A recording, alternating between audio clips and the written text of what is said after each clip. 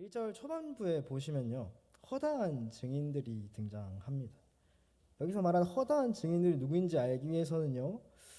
히브리서 11장을 잠깐 살펴볼 필요가 있습니다. 우리 히브리서 11장은 흔히 믿음장으로 불립니다. 왜냐하면 11장에서 가장 많이 등장하는 단어는 믿음이기 때문이죠. 그리고 믿음과 더불어서 믿음으로 살았던 수많은 믿음의 조상들이 등장하기 때문입니다. 그리고 12장 1절에서는요.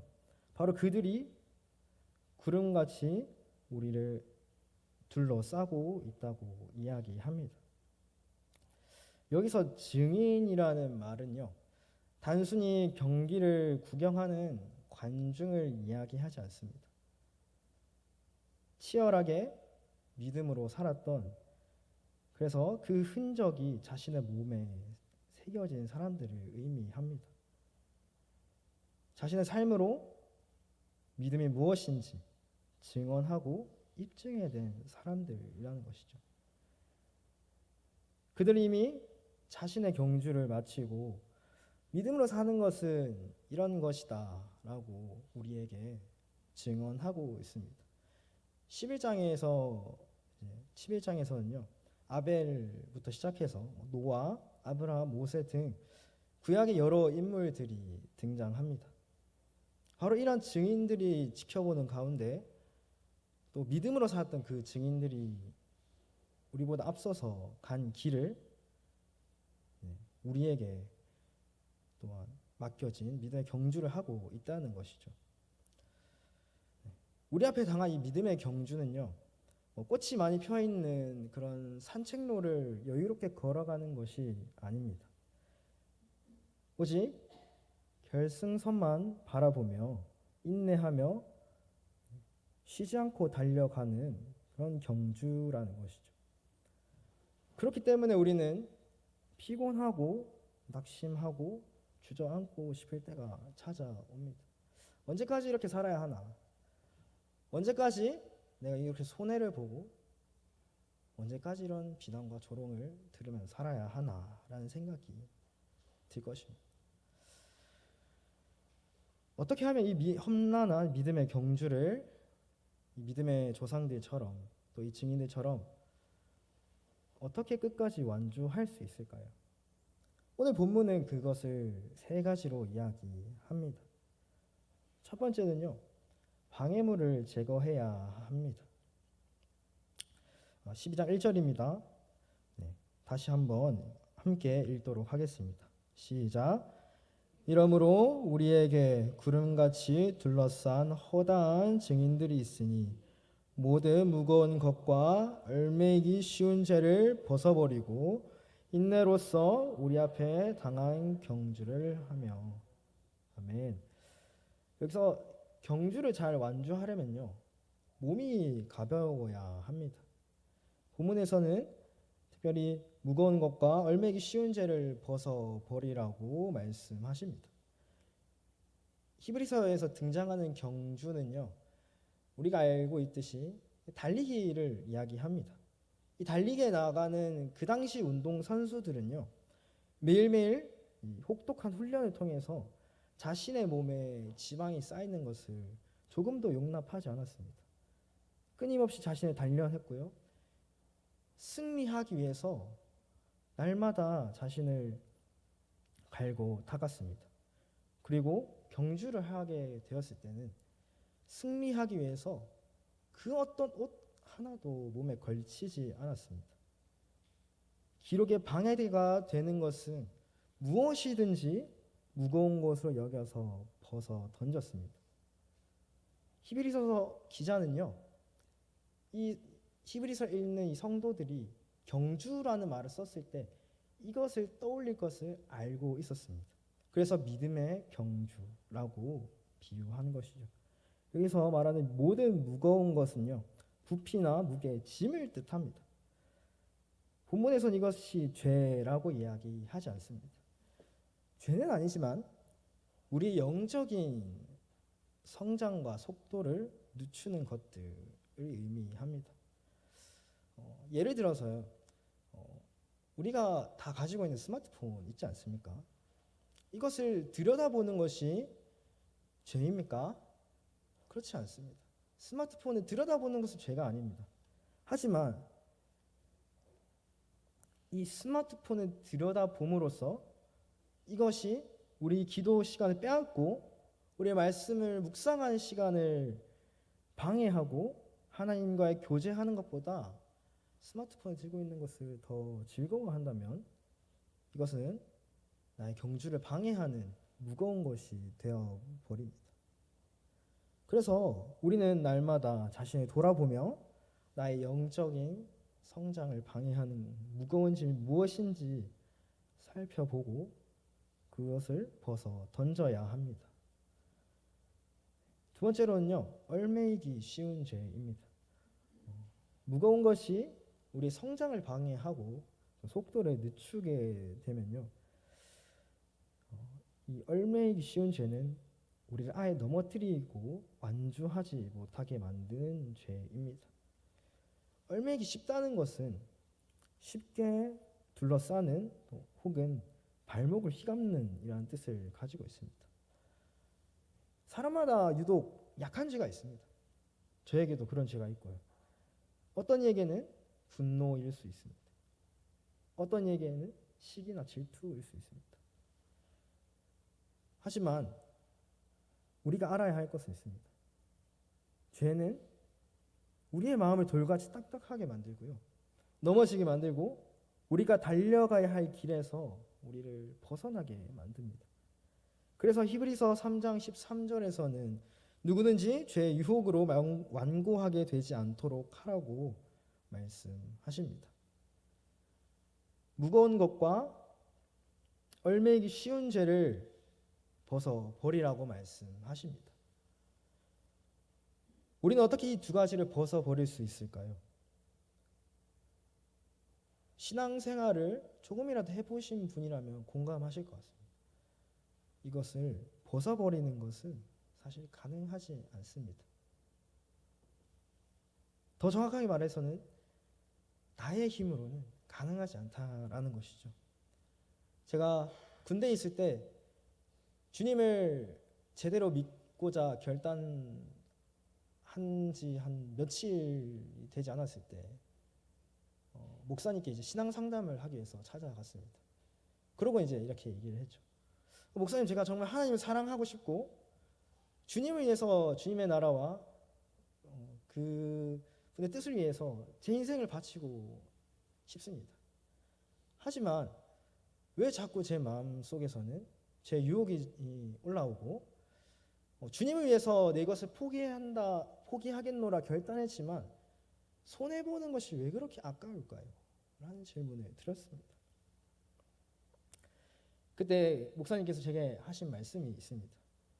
너가 하려고 하니까 안 된다 라고 말씀하셨습니다. 참 목사님께서 좀 잘 풀어서 설명해 주셨으면 좋았을 텐데 딱 그 말씀을 하시니까 도저히 이해가 안 돼가지고, 목사님 그렇게 쉽게 그냥 그렇게 말씀하시면 전 뭐 이대로 포기해야 됩니까? 라고 다시 이제 반문했더니 그제서야 목사님께서 설명해 주시더라고요.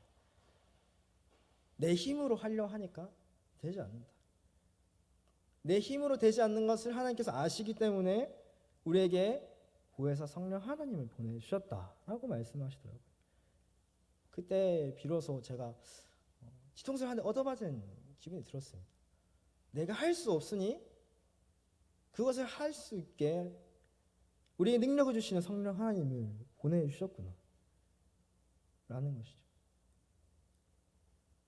우리가 지고 있는 이 무거운 것과 얽매이기 쉬운 죄를 우리가 벗어버리려고 한다면 그것은 우리에게 더 큰 짐과 더 많이 옮아매기 시작할 것입니다.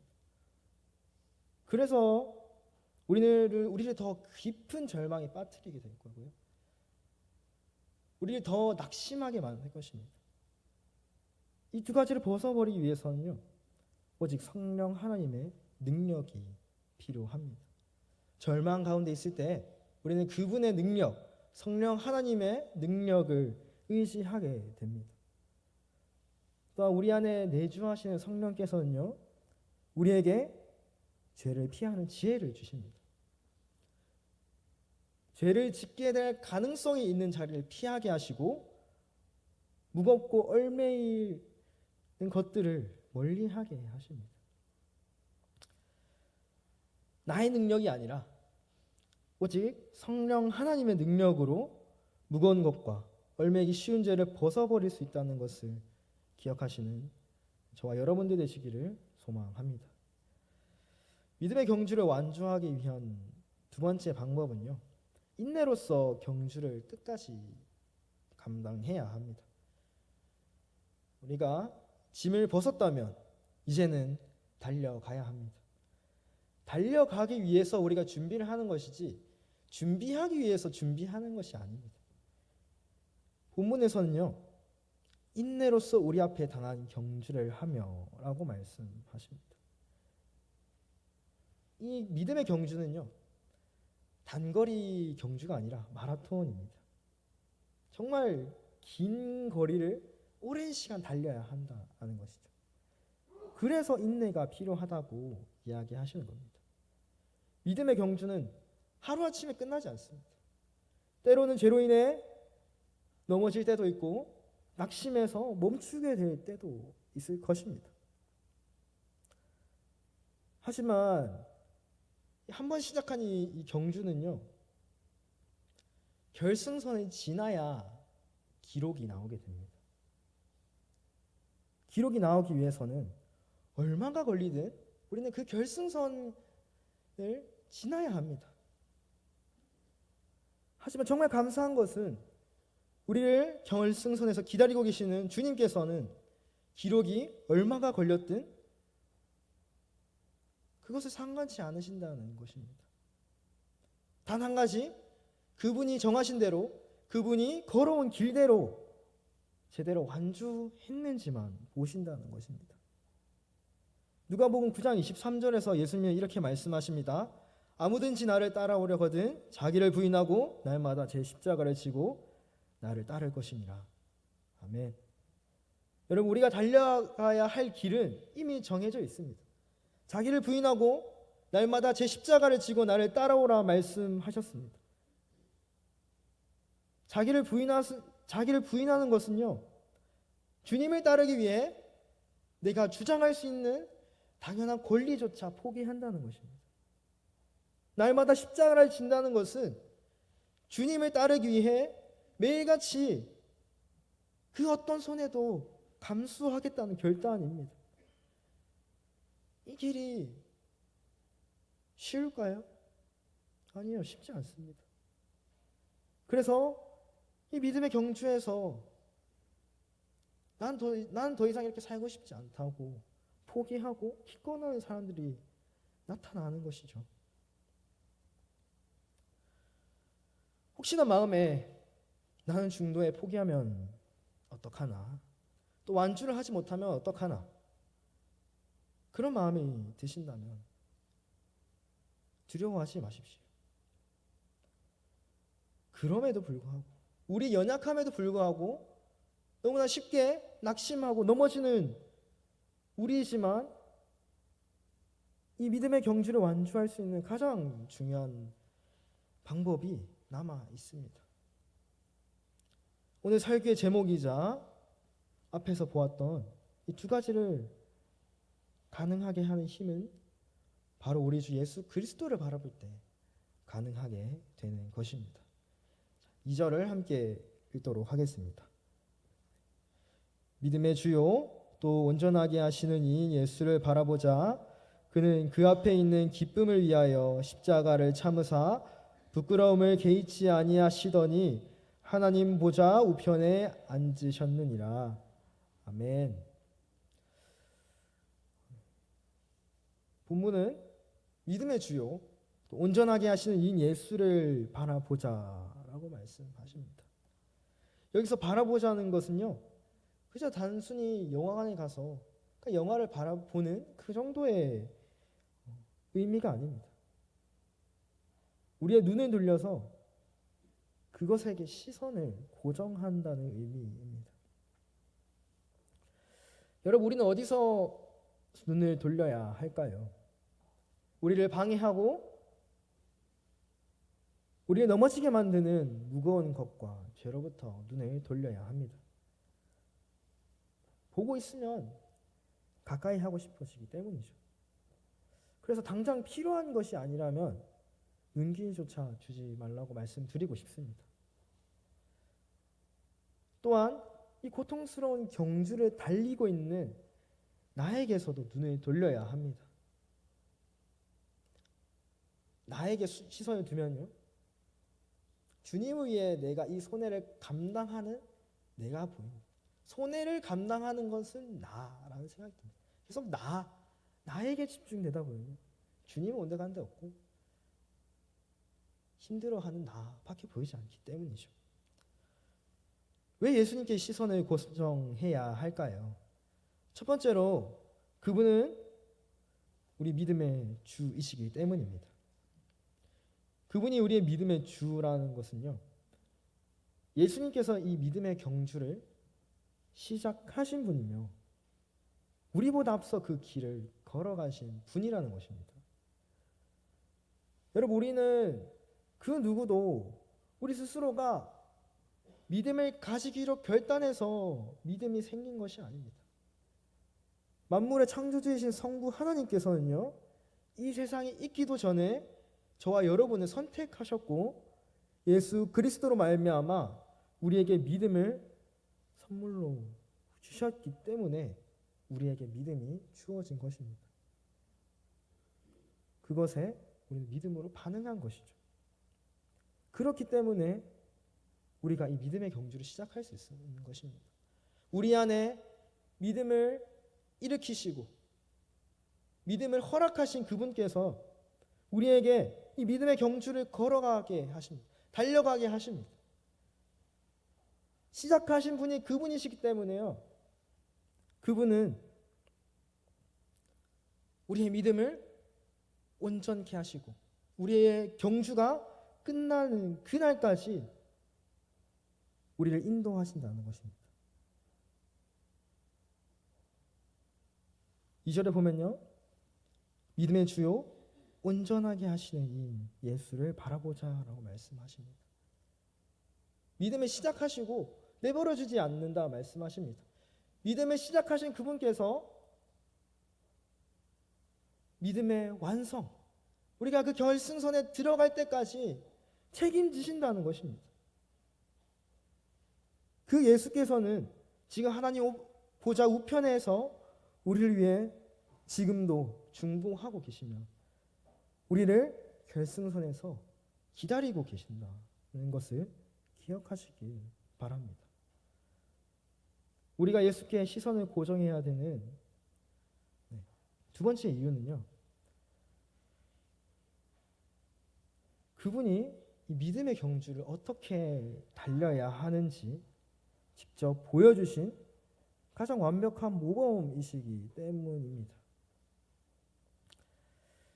예수님은 어떻게 그 십자가의 고통과 부끄러움을 인내하실 수 있었을까요?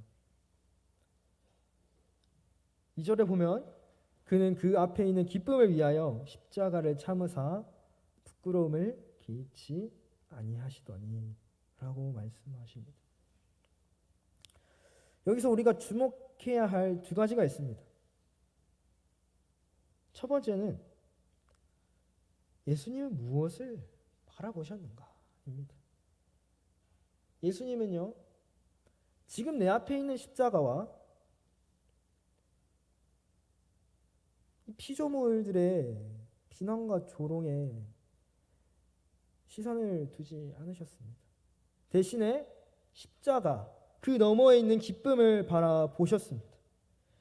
그 기쁨은 아버지 하나님의 뜻을 성취하는 기쁨이었고요, 그 십자가를 통해서 저와 여러분이 하나님의 구원의 은혜를 얻게 되고 저와 우리 모두가 하나님과 화목하게 될 것을 내다보실 때 느끼는 기쁨이었습니다. 이것이 우리에게 어떤 의미가 있을까요? 믿음의 경주를 감당하며 살아가다 보면 억울한 일도 당하게 됩니다. 믿음을 가지고 있다는 이유만으로 손해를 보아야 할 때가 있고요. 비난과 그 조롱, 그런 것들을 감당해야 될 때가 옵니다. 그때 예수님의 모범은요, 우리에게 무엇을 바라보아야 하는지를 분명히 말씀해 주십니다. 우리의 시선을요, 현재의 고난이나 억울함이 아니라 우리를 위해서 예비된 저 결승선을 지났을 때 맛보게 될 그 기쁨으로 옮기라는 것이죠. 예수님이 십자가 너머의 기쁨을 바라보심으로 승리하셨듯이 우리도 지금의 어려움 넘어 있는 우리의 믿음을 온전하게 하시는 우리 예수 그리스도께서 주실 영원한 상급과 기쁨을 바라보아야 한다는 것입니다. 그래서 3절은 이렇게 이야기합니다. 너희가 피곤하여 낙심하지 않기 위하여 죄인들이 이같이 자기에게 거역한 일을 참으신 일을 생각하라. 아멘. 여기서 생각하라는 것은요, 그저 예수님도 고생하셨지, 예수님도 참으셨지 정도가 아닙니다.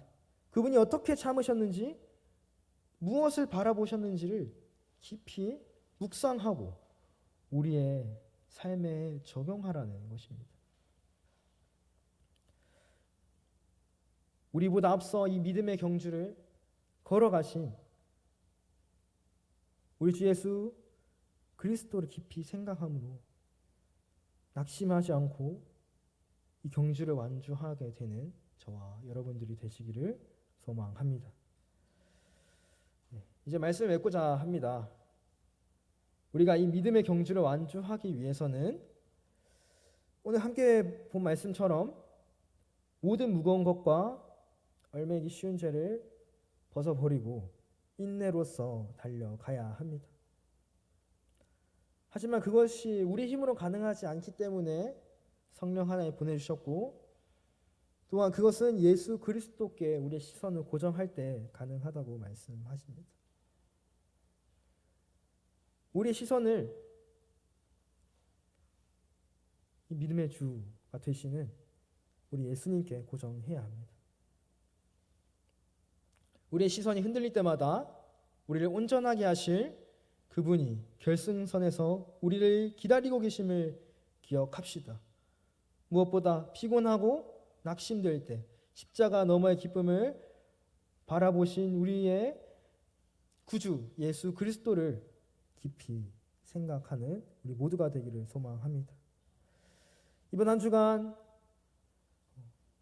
우리의 시선을 예수님께 고정함으로 승리하게 되는 우리 모두가 되기를 주님의 이름으로 축복합니다.